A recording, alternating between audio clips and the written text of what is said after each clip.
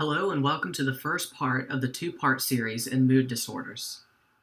In this lecture, we will go over a brief introduction to mood disorders and begin with depressive disorders. First, let's clarify some terminology. Emotion, feeling, affect, and mood are sometimes used interchangeably. However, there are some distinct differences between these. Emotion is the spontaneous and transitory experience similar to, but not identical to, a feeling, as it need not incorporate the physical aspects of the experience. Feeling is the spontaneous and transitory experience incorporating physical aspects of the experience. Affect is the expression of emotion judged by external manifestations associated with a specific feeling. This makes it objective. Finally, mood is a prolonged prevailing state or disposition and is essentially a sustained emotion or feeling. This is subjective. The individual's mood colors the perception of the individual's world. In terms of analyzing the affect, we know that the affect is an objective measurement. So what does the patient look like? For instance, do they look sad, depressed, euphoric, tearful, or labile? What evidence do you have to support this? A really good way to analyze affect is ask yourself, how does the patient make me feel? Implement the use of countertransference to derive the affective state of the patient. This is often the feeling that the patient is experiencing.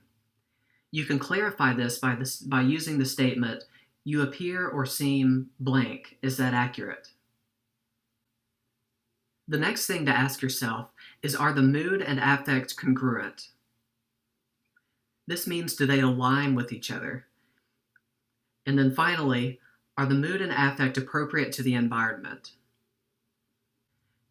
There are some patternistic variations to affect. This line in the middle indicates a baseline. As you progress upward from the baseline, the individual becomes increasingly hyperthymic. On the other hand, depression from the baseline indicates hypothymia. The two extremes in this variation is mania and depression. Hypomania is a lesser variation of mania, whereas dysthymia is a lesser variation of depression. Finally, in the mixed pattern, you see both features of mania and depression. The symptoms of depression can be recalled by the mnemonic SIG-E caps. S stands for sleep changes, I stands for interest or pleasure loss, G is for guilt and grief, E is for energy lacking, C, cognition and concentration decreased, appetite or weight fluctuation, psychomotor alterations, and suicide or death preoccupation. The symptoms of mania can be recalled by the mnemonic dig fast.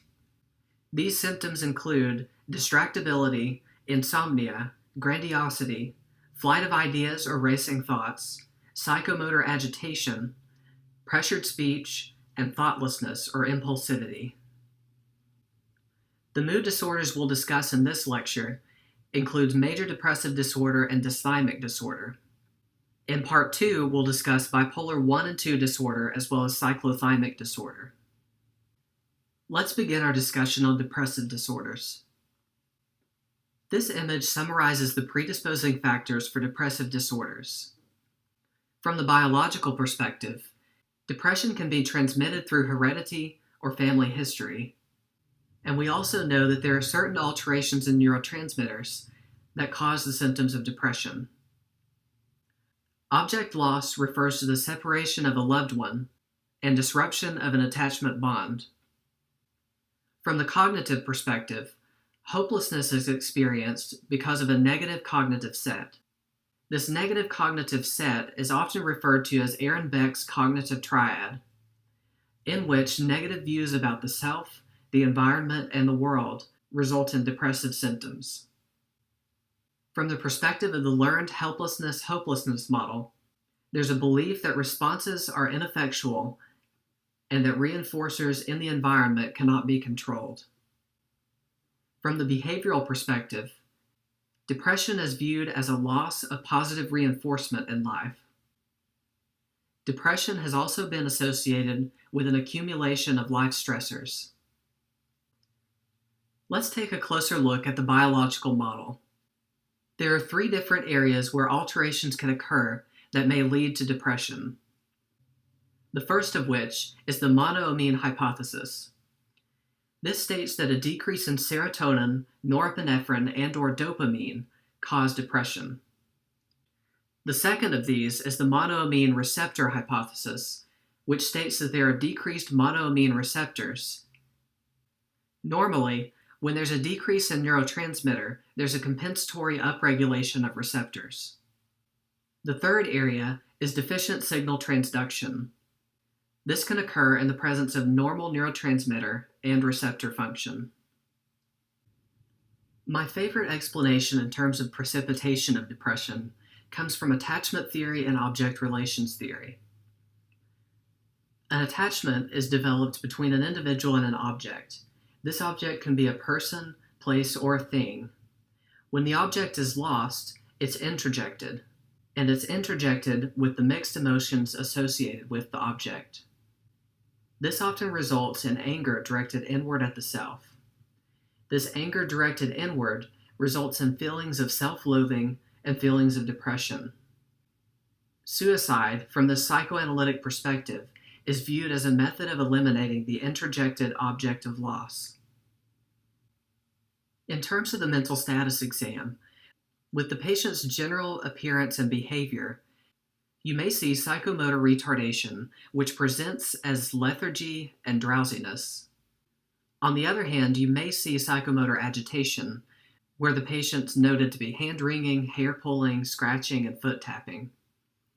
You may also see a stooped posture, withdrawn behavior, a lack of spontaneous movements, i.e. hypokinetic movements, as well as a downcast or averted gaze.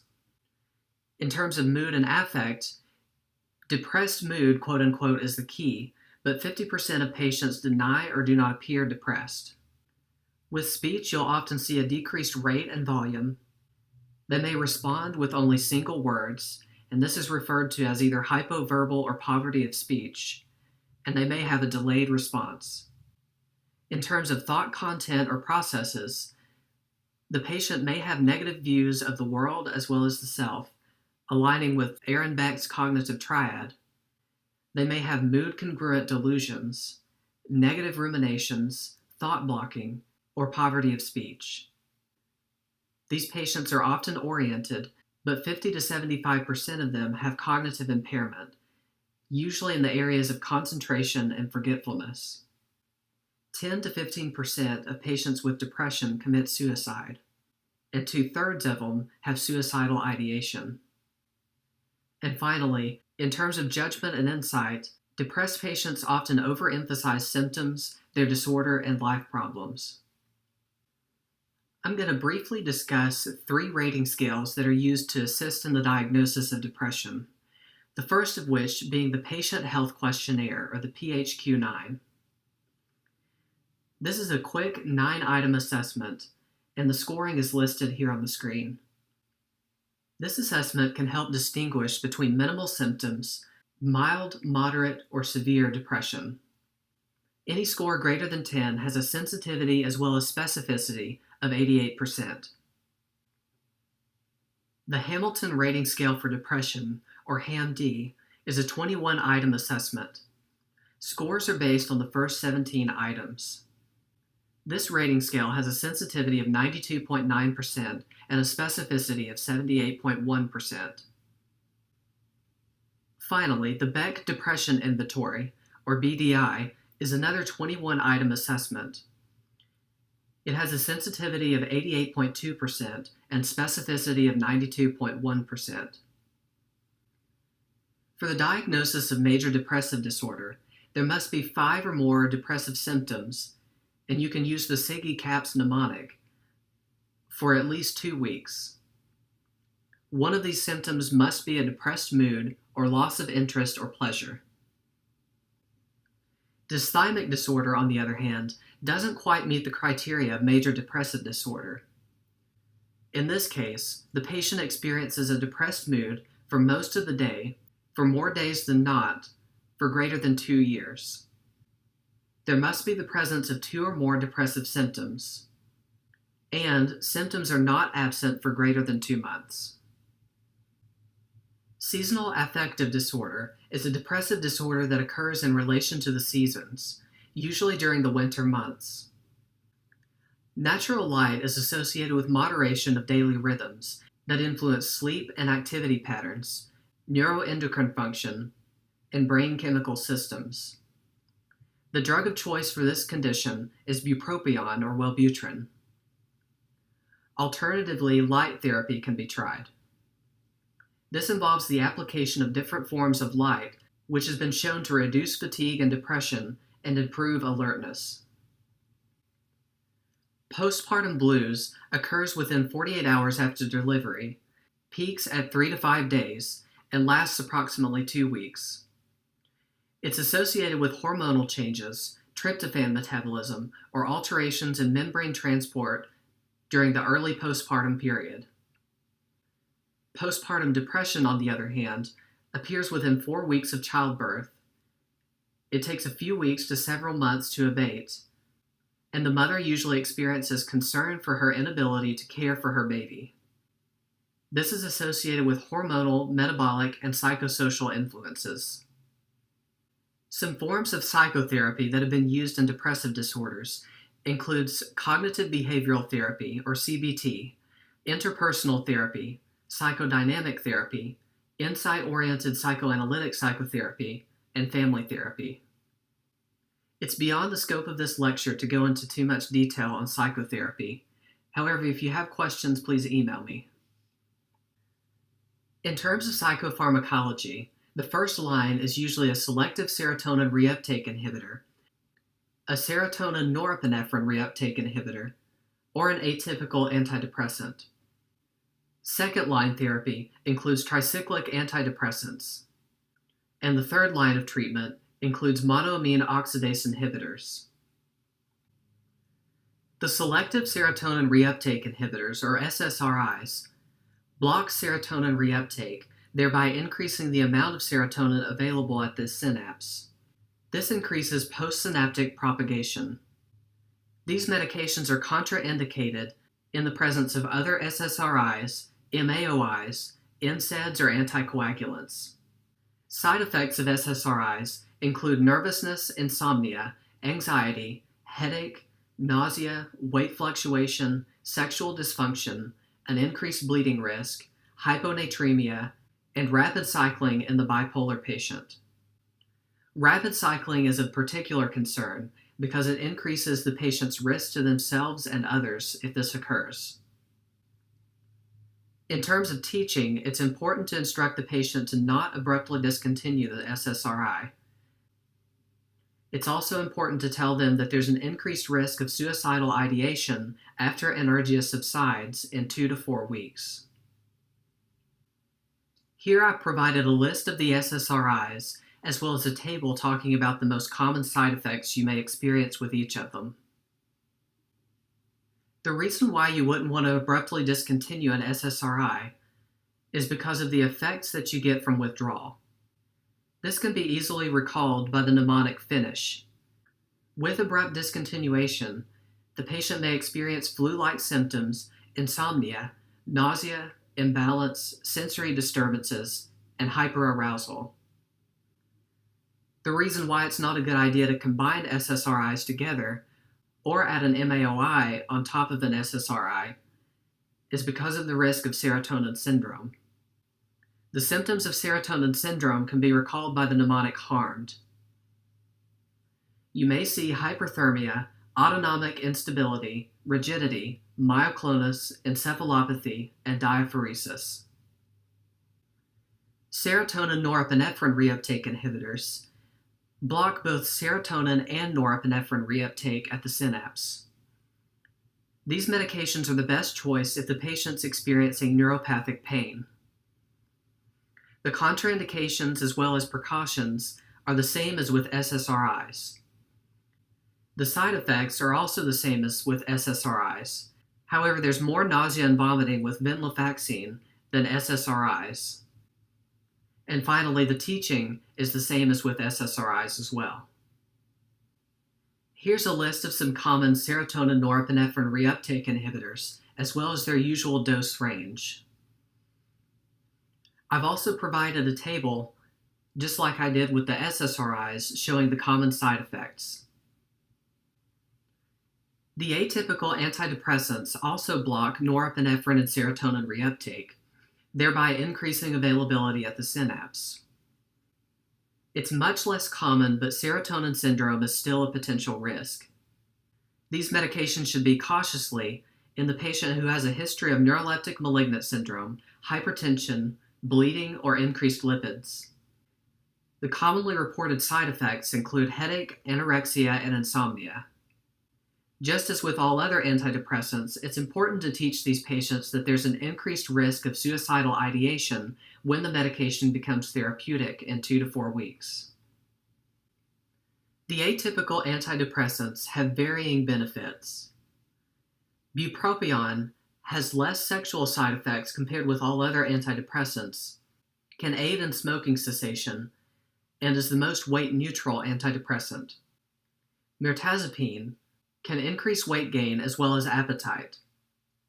Trazodone produces the highest degree of somnolence and can be used as a sleep aid.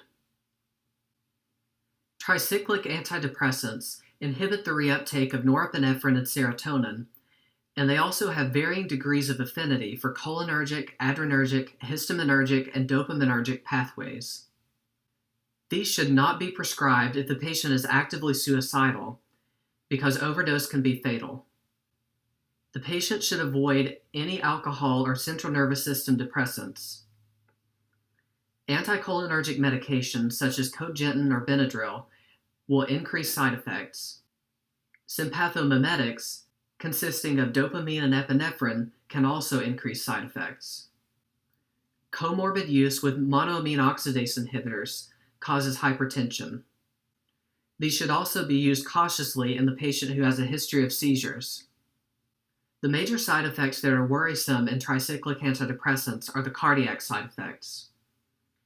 They can produce cardiotoxicity, hypotension with resulting orthostatic hypotension, anticholinergic symptoms, sedation, diaphoresis, and seizures. In terms of teaching, these medications should not be abruptly discontinued, and as with all others, there's an increased risk of suicide when the medication becomes therapeutic. Here I've provided a list of the tricyclic antidepressants, as well as their most common side effects. Monoamine oxidase inhibitors block the function of monoamine A and B, resulting in decreased degradation of neurotransmitter. MAOIs are contraindicated in the presence of anesthetics, narcotics, antidepressants, sympathomimetics, cocaine, and antihypertensives. It's important to note that MAOIs decrease the amount of monoamine oxidase in the liver.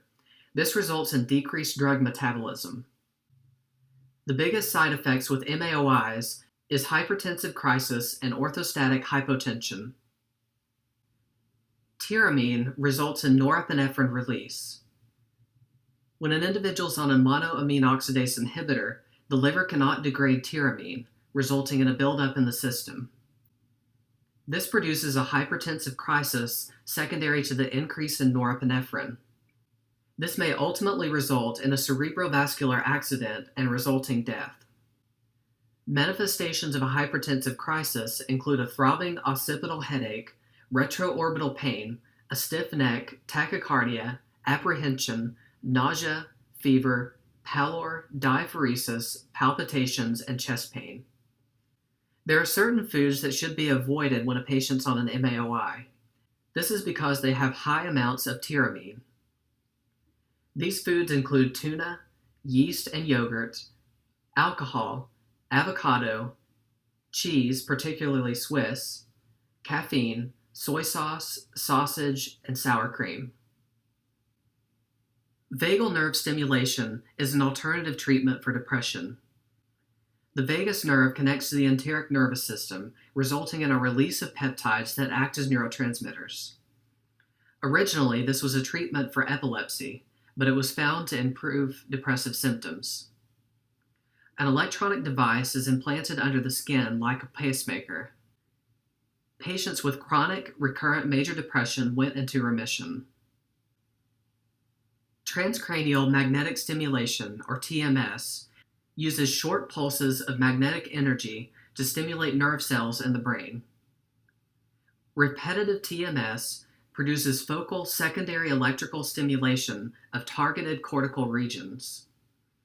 This is non-convulsive, requires no anesthesia, and has a safe side effect profile, and is also not associated with cognitive side effects.